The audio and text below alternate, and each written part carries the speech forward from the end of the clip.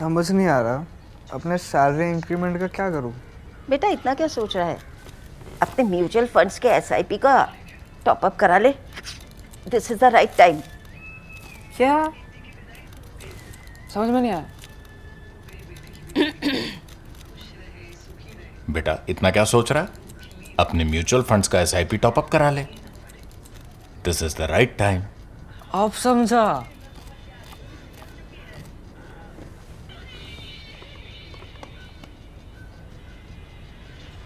Mutual fund investments are subject to market risks.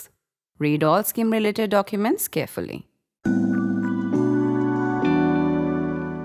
Prime Minister Narendra Modi completed an uninterrupted stint of 4399 days in office on Wednesday, overtaking Jawaharlal Nehru's record of 4398 consecutive days as India's first elected PM, mind you, elected quote unquote. Brace yourself for a surfeit of PNs and eulogies in the coming days, and you know why. BJP President Nitin Nabin is likely to announce his new team in the next fortnight. It may coincide with PM Modi carrying out a major cabinet revamp. Modi's latest record is calculated on two parameters: a democratically elected PM and an uninterrupted stint. It counts Nehru's prime ministership from the first parliamentary election of 1951-52, excluding his initial tenure, first tenure, as a non-elected PM.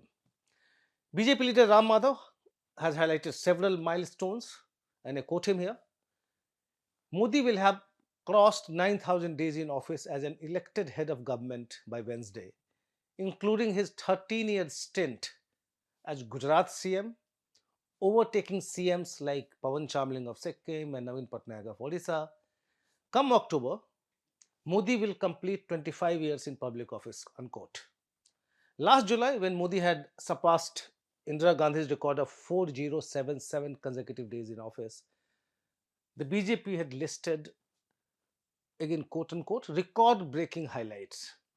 First and only Prime Minister born after India's independence, longest serving PM from a non Hindi speaking state, and the only leader in India to win 6 consecutive elections as party leader, 3 to state assembly and 3 to parliament. The list of firsts was long. It grew longer on Wednesday. Politicians love records.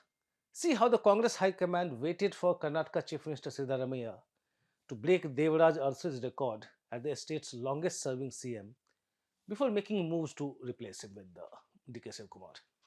For all we know, PM Modi may go on to break another Nehru record, that is close to 17 years in office with his non-elected term included. An opposition leader told me tongue in cheek, what if Modi decides to set a new record next year? The first prime minister to become the president of India too. Wishful thinking, I guess. Coming to Modi versus Nehru debate, I'm not getting into the governance part. From economy to foreign policy, national security, etc., reels have been written about their respective achievements or failures. The India of the 1950s and 1960s was different from the 21st century India. Its challenges and opportunities in the two eras were different. Therefore, contemporary debates over who performed better are largely dictated by which side of the ideological fence the debater is sitting. I would focus on the political legacies. 1. Nehru inherited a party of the freedom movement that barely faced any opposition. In the 51-52 general election, the Congress won 364 seats, with the CPI being the largest opposition with 16 seats and the Socialist Party being the second largest with 12. In the 1957 election, when the Congress got 371 seats, the largest opposition was the CPI with 27 and the Praja Socialist Party, the second largest, with 19. In the last election with Nehru as the Prime Minister in 1962, the Congress got 361 while the CPI got 29 and the Swatantra Party 18. The Jan Sangh secured 3, 4 and 14 seats respectively in these three elections. And that's why I said there was hardly any opposition then. Much changed in the country's politics in the next 52 years till 2014. including Atal Bihari Vajpayee's 6 years as the Prime Minister. The Congress weakened much during this period, but remained the only pan-India party. Of course, there were some other parties which were called national parties in a technical sense.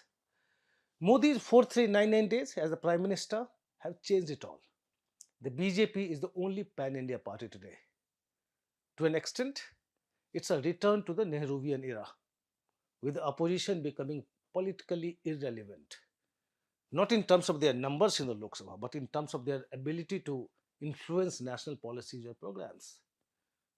Indira Gandhi and Rajiv Gandhi also ran majority governments, but the opposition was not as ineffective then as it is today, when Modi's party has only 240 members in the Lok Sabha. To cite just one instance, think of the parties that were once the biggest advocates of individual rights and liberties choosing to remain silent as live-in relationships are subjected to state regulations. 2. The leftist socialist ideology in its various hues and forms, including the so-called centrism of the Congress that mostly veered to the left, remained the core reference point in national political discourse from the Nehru era until 2014. It has decisively shifted to the right during PM Modi's tenure, with every party struggling to readjust its politics and ideology in a reference to the BJP's Hindutva politics. 3. The beginning of the Congress's decline coincided with the rise of regional parties and advent of coalition governments.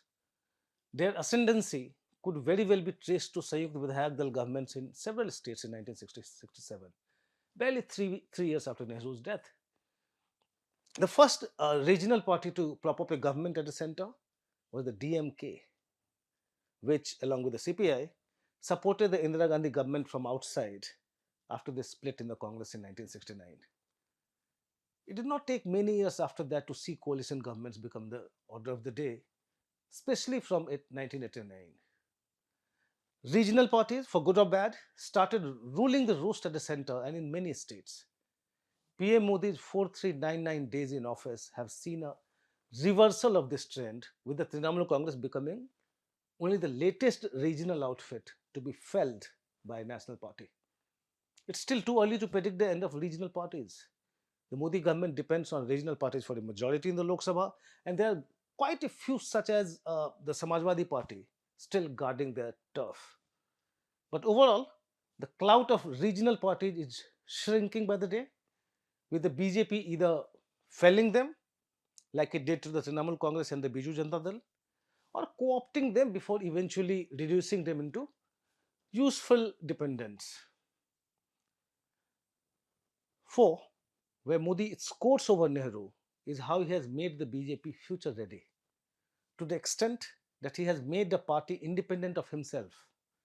Opposition leaders may be desperately hoping for PM Modi to hang up his boots, but that's wishful thinking. He is no longer the sole winner for the BJP. Otherwise, the party would not have won Haryana and Maharashtra assembly elections barely 6 months after it did badly in those states when it sought a renewed mandate for PM Modi in the 24 Lok Sabha elections. And it has won many more elections after that. The opposition may blame the rise of majoritarian politics, institutional breakdown, vote theft, money power, and whatnot, but the BJP's organic growth is undeniable. To make the party grow beyond his individual charisma is an achievement none of PM Modi's predecessors could claim. That's all from me in this episode of Politically Correct. Thanks for watching.